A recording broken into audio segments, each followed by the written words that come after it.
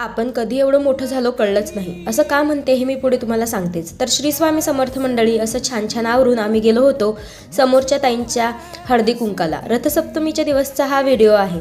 सगळ्या बायका एकत्र आल्यानंतर खूप मज्जा करतो. सगळे क्लिप्स याच्यात घेतले नाही, पण आम्ही पण खूप मज्जा केली. संध्याकाळी घरी आले तर गुलाबजामुन बनवायचे होते. तब्येत तर आधीच बरी नव्हती, पण म्हटलं उद्यापर्यंत होईल ठीक.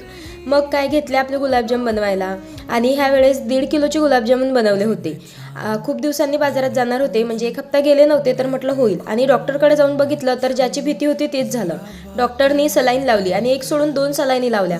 सोमवारी सलाईन वगैरे घेऊन दुपारी बाजारात आले, कारण आपण जे हे गुलाबजाम बनवले होते तो माल खराब होऊ शकतो आणि मी फक्त फ्रेश मालच बाजारात विकते.